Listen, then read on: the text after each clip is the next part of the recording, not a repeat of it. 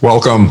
I'm Michael Bickert. Thanks for joining me today as we explore concepts with the objective of improving your management skills and growing your business. Pause the video at the beginning here so that you can take a moment to grab a notepad and a pen, because I want you to commit to yourself that you will jot down some sort of action item, something that you will implement in your business today. And it has to be before the day is over, okay? So that's what today is. So let's always commit that we're going to drive business forward through implementation. All right, today I want to talk to you about deriving or seeking inspiration and great ideas for your business everywhere, from all sources. So I want you to think about how it is that you spend your days, and what do you do? Who do you encounter? What businesses do you come across? What other people do you engage and speak with? And look at all of those sources as potential for gleaning great ideas to drive your business forward. Now, you're not always going to find inspiration with every single person you talk to, with every book you read, and with every video you watch. But there should be something, some kernel that you can come away with. And I like to say, keep your antennae out there. So it's those that are sort of listening and keeping an attitude of, I can learn from everywhere. I can learn from everyone. I'm continually learning. And there's sort of an attitude of humility that has to come along with that, which is, you're not the smartest person in the room at all times. And even if you are, other people have things to contribute. So we talk about decentralization of ideas and implementation of ideas throughout your organization, and making sure that you allow the frontline personnel, the operational people in your team, to contribute. They have insights. But I'm not going to focus just on that today. That's certainly extremely important, but I want to take you outside of that. Throughout my life, I have learned some really important lessons from people who were ostensibly good people when I met them, and then turned out to maybe have pretty poor moral compasses, and people that I didn't have a great deal of respect for some of the behaviors that I witnessed. And yet I still learn things from them. I think of one employer that I had many years ago, and we were bringing in a business expert from New York to evaluate our company and our business plan and to give us advice. And his advice that he gave me at that time, not the consultant, but the boss, who later proved to be a person who was not very scrupulous. He did not, I think he was a bit of a crook in the end, but I don't know all the details of what transpired. I just can tell you this, that I did not hold him in high esteem. And yet there is something all these years later that I think back to from that experience when we brought in the business consultant. He told me, go into that interaction with humility. And I'm going to cover that in more detail in another video, the whole concept of approaching things with humility and deriving strength from humility. But that was something, the point I'm making today about it was, that was something I learned from somebody who didn't really earn all my respect in the end.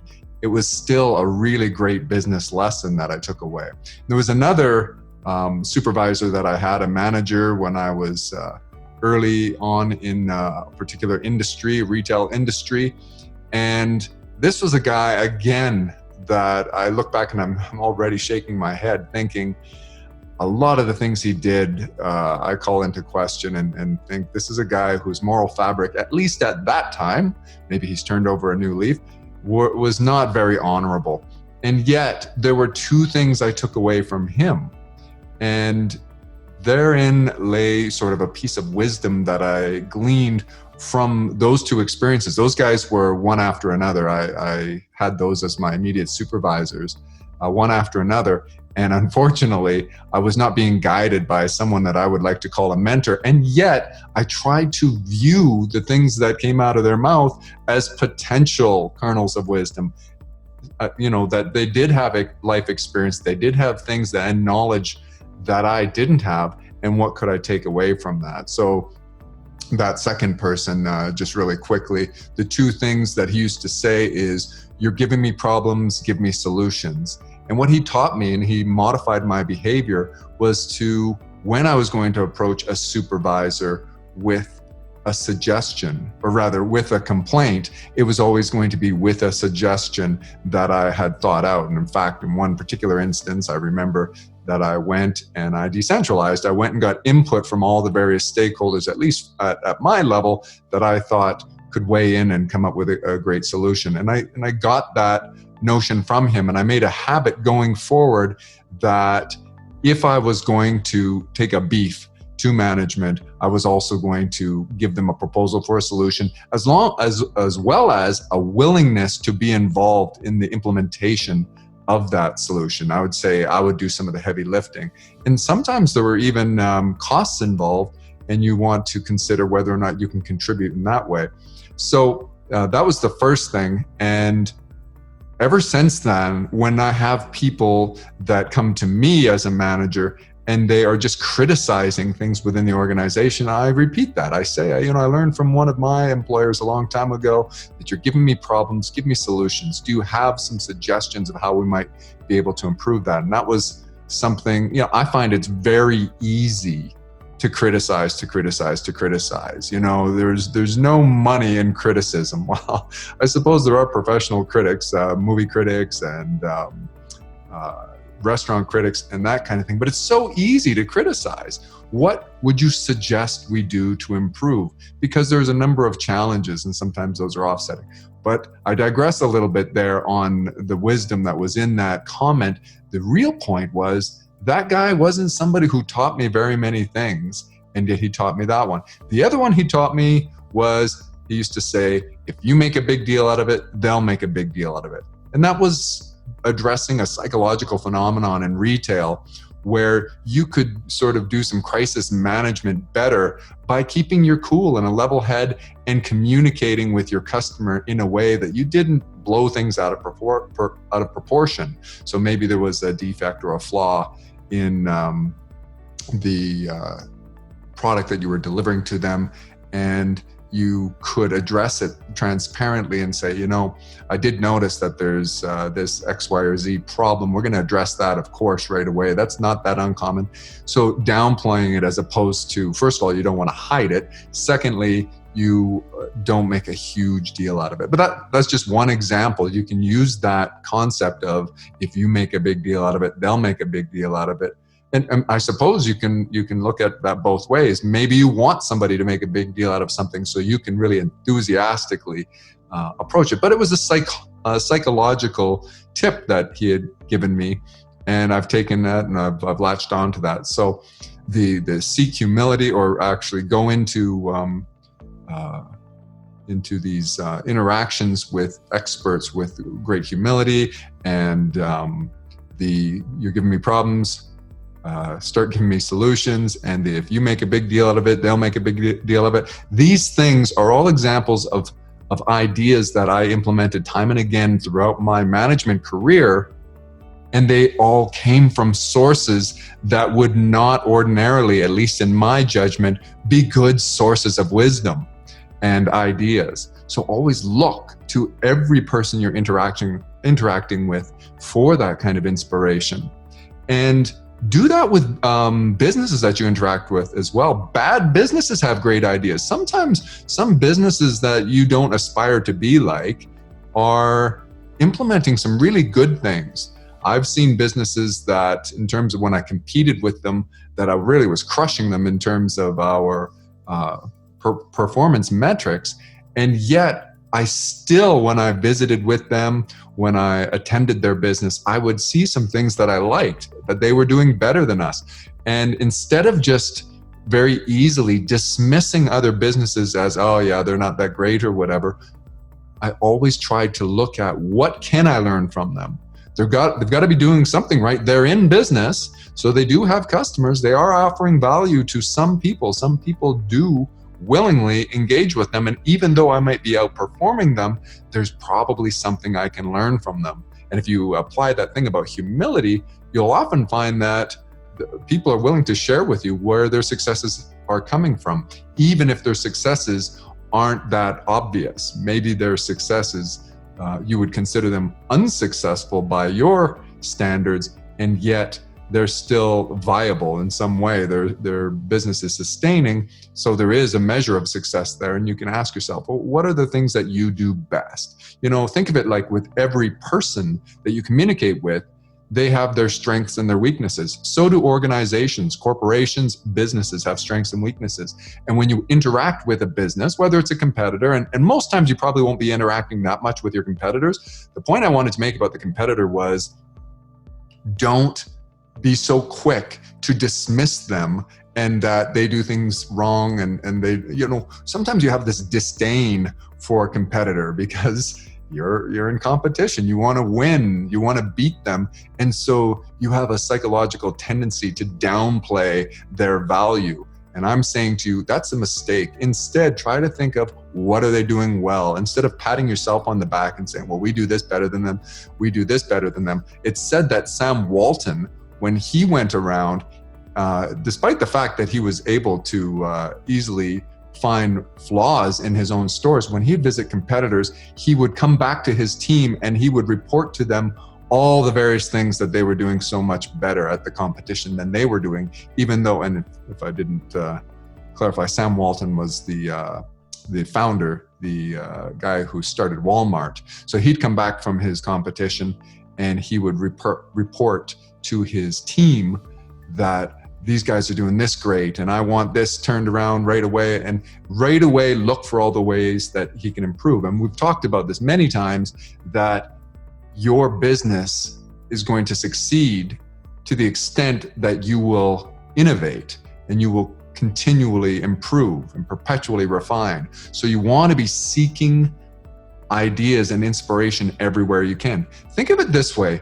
You have to be interacting with things. I mean, your day is what it is. You have so many appointments today. Maybe you have an appointment today. You've got to handle a meeting with an upset customer. There's an opportunity. What can you learn from that customer? I had one such opportunity where a guy was very critical of us, very upset, and I brought him in and he was venting so much.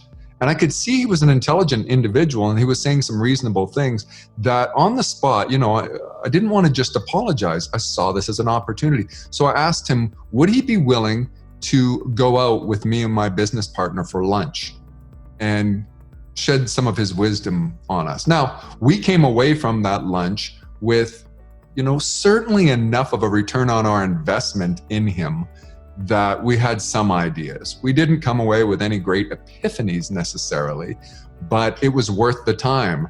And what it does is it shapes your attitude and helps you to think, how can I approach these things? Always look for your opportunities to glean new ideas, inspiration from all sources. So what other appointments do you have on your book today? Do you have to meet with somebody else on your team, some customers, some other stakeholders? Or is today your day off? And thank you for watching this on your day off if it is. But if you're going to be out going to a restaurant, you're going to be doing some shopping or whatever, you're going to engage with other people and other businesses as a course of life. And that's what I'm saying. You have to anyway. So why not see what you can learn and what ideas can you get from that?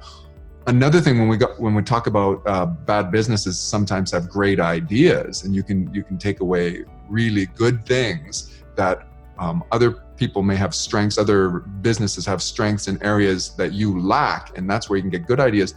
Bad businesses also have terrible ideas. And so that's a great source of learning as well. I've mentioned before that Stephen Covey talks about the opposite effect and how to learn to do things by considering the opposite of what makes you effective is what makes you ineffective, or rather, yeah. So when you look at things that are ineffective and you do the opposite, you'll become more effective. So the same thing when you're engaging with people and businesses that you might consider, not mentors or not a model by which you want to shape your own business. Look at what they're doing that annoys you and sort of make mental notes there. Don't waste the time. So let me reframe that and reword it a different way. If you are engaged in a business, let's say you go to a restaurant, you're having a very bad experience, instead of just complaining about the experience, leverage it. Think, how can I make this useful for me? I can make a mental note of all the things that were really annoying about this, and I can create some sort of training for my team and go back and train my people to never do this. Because you may be surprised that some of the things you experience at other businesses where you're a stranger are actually happening within the walls of your business. And because you're the boss, people do a really good job of hiding that stuff from you. But when you're not around, how people are answering the phones, how they are responding to incoming digital leads, email and chat, these types of things may really disappoint you. And we'll talk a little bit more about how to inspect those expectations.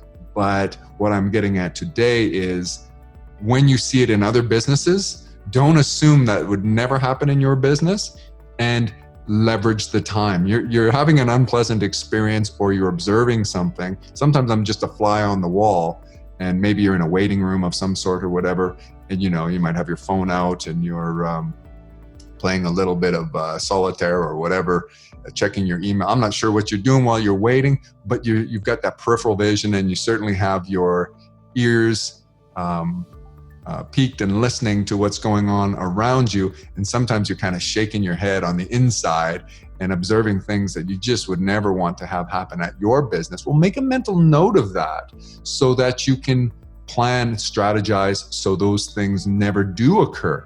That's an idea as well. You're not just looking for things that you can implement to do. You're not just looking for things that you can implement. You're also looking for things that you want to make sure never happen and are not part of your environment, your culture within your business. So those are still ideas, and that can be very innovative if you can eliminate negative experiences for your customer and for your team. So bad businesses may have things that they do well because they have a strength in an area that you don't, but they also have a lot of things, of course, that they do very poorly, and those can be great things for you to learn from. Another mistake I think people make is they think, well, this is not my industry. So maybe you are in retail and you're attending a restaurant. You say, well, this is the hospitality industry. The restaurant is not at all the same. Of course, there's major differences in how those businesses are managed, but some things do overlap, like customer service skills, communication skills, how they handle when a customer's expectations aren't met, these types of things. So look for sources everywhere. One very key manager that I had for many years, somebody I respect a great deal, just a world-class individual, he and I traveled one time, and we were on a bus. And the experience, this was in Bahamas. We were in Nassau, and we were on a bus, and the bus didn't just go in the touristy areas. It was going in through, some of the more impoverished areas in communities. And yet the bus driver, and he seemed to have somebody that knew him on the bus with him and everything. They had music cranked up, and they passed out lollipops. And I was just like, guys, we can learn from this. And I was talking to the people with me. And even though, the public transit system, very different than the industry we were in, I was thinking about how, just a mundane thing that in most cultures would be very boring, they made an experience out of it. And it's a memorable experience. I'm many years later talking about this experience. And I remember that individual's wife commented to him, Michael's always looking for ideas. He's always looking for how he can learn. And that's something I want to pass along to you, whether this is a good business, a good environment, good people you're talking to, bad people you're talking to. I don't want to say bad people, but you know what I mean. People that maybe you would not think of as the greatest source of inspiration and ideas. These are all opportunities. And the key is, you are going through life anyway. You are interacting with these people and businesses anyway. Take away all that you can. That's the difference between you and somebody who is always looking and can never find an idea. He's waiting for the magic pill to happen. These are very, very small things. It's okay to implement something and then find out it doesn't really work within the context of your business. That, it seemed to work in that industry, not so much in ours. Let your mind go free. Ask yourself, sort of as you're contemplating these ideas, if you had unlimited resources, which of these things would you implement and how? And as I've done that, what I've found is sometimes I go, I don't really need many more resources. This is one of those things, if you look at that video where we talk about plotting your best ideas based on plausibility or practicality of implementation and the win or the benefits of the idea, these are these things sometimes that don't have huge differences in terms of benefit, but they have super low cost of implementation, and the resources necessary to implement them are very low. And you could just go back and say, hey, we're going to do this from now on. Like, we're just going to change the way the receptionist answers the telephone because I really like this, or whatever. Sometimes it's so easy and just a little bit of training.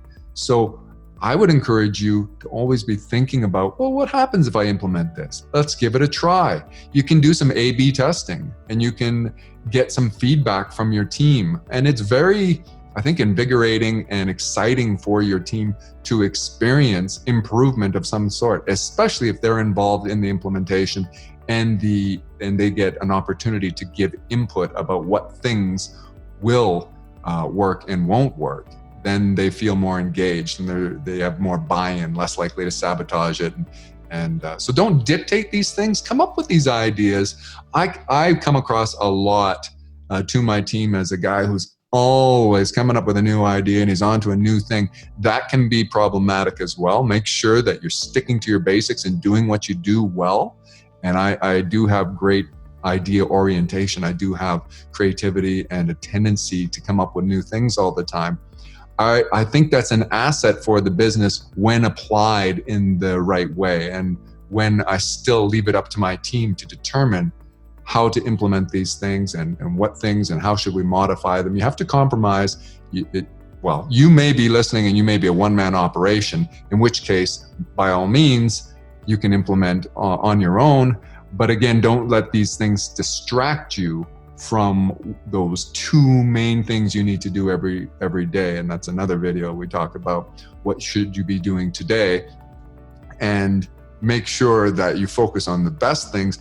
But I'm today addressing those who, maybe have a really steady operation, but they need to innovate, and they find that they don't have just a ton of ideas coming forward that they can implement, and look through all sources, all of the various businesses and people, good and bad, that you deal with, and try to glean sources of inspiration, kernels of wisdom, and new ideas. That's where we're going to leave it today. I thank you for listening, and I want you to comment. I want you to let other people know what best ideas, what sources of ideas you use to innovate your business, to drive your business forward. We need to learn from one another.